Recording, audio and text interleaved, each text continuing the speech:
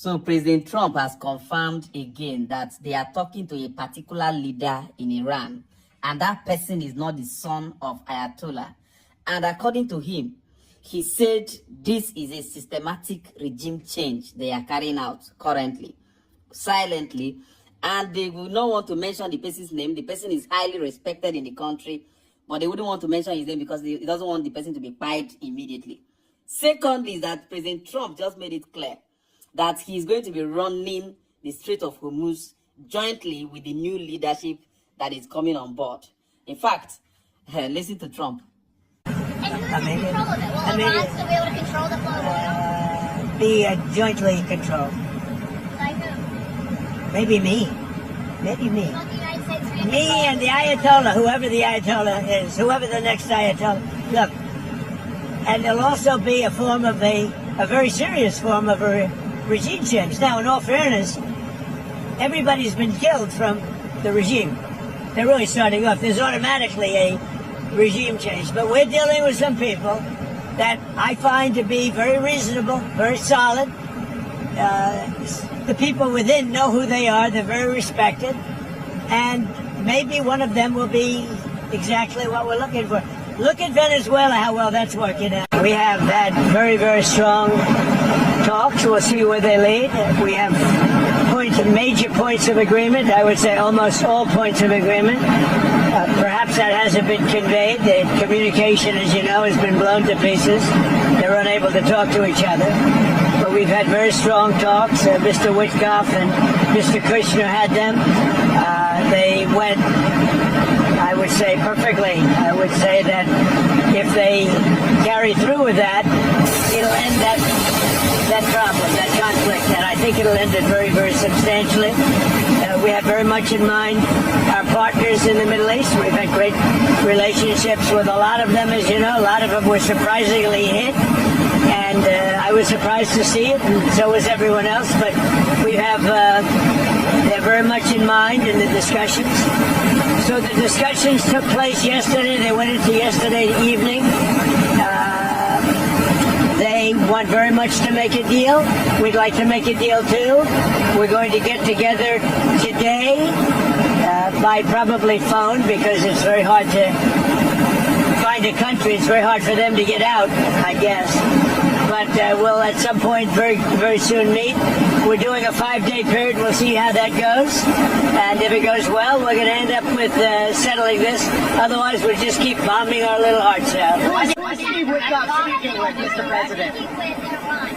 A top person. Don't forget, we've wiped out the leadership phase 1, phase 2, and largely phase 3.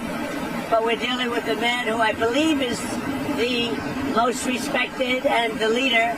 It's a little tough. We've wiped out everybody. Is that the Supreme Leader? No, not the Supreme Leader. We don't. Well, nobody heard of the second Supreme Leader, the Son. Are these direct? We have not heard from the Son. Every once in a while you'll see a statement made, but we haven't. We don't know if he's living.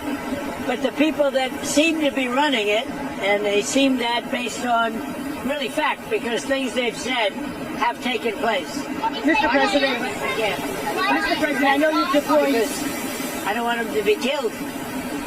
Okay, I don't want him to be killed. Mr. President, you've deployed. Nobody wants to be that. Nobody wants that job right now.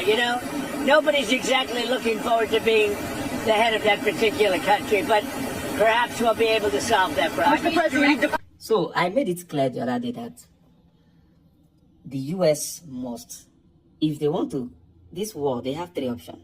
Either they pull out disgracefully, or they complete the regime change, or they go all out for the war. Now, regime change, however they want to achieve it, I don't know. I don't care. But if they don't complete it, if they leave Iran the way they are, Iran will be very, very dangerous. And not that they will be dangerous, but they will now have serious influence in the Middle East. They will not dictate a lot of things, because the honest truth is that this war has made Iran to bully the entire Middle East and make them feel like the US cannot protect you if we are ready for you. So I don't know how people are going to see it, but from now on, you begin to see the Middle East,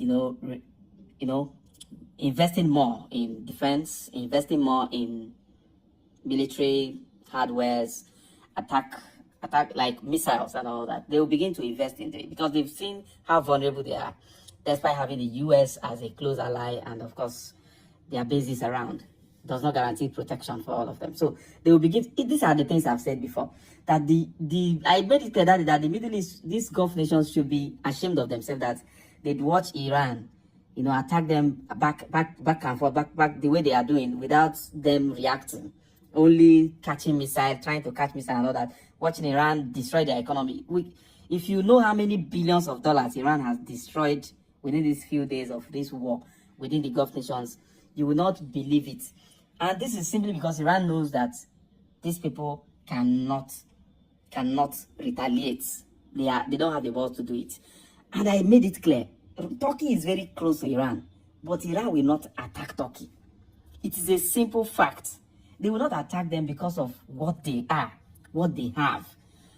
Turkey has one of the world's most smartest drones. Iran would not be that mad to try it with Turkey. It's impossible. Now, I've also made it clear that the war is beginning to look like Donald Trump's interest is somehow different from Israeli interest. No, their interests still align somehow, but the thing is that Donald Trump's style is different. America plays politics a lot with war. America is the only country that going into war and be the one to call for ceasefire, be the one to call for peace and for negotiation. Other nations may go to war, have third parties intervene, but America will be the one to go to war. They fight war with this carrot and stick style politics. Israel doesn't play politics with war. They know that they are fighting for survival. This is an existential fight. So they fight with it with their blood. And when these things happen, it makes it difficult for them to easily, see this, enjoy this pattern the US uses, because they've lost a lot of billions of dollars in infrastructure. They've lost people, and a lot of damages have been done.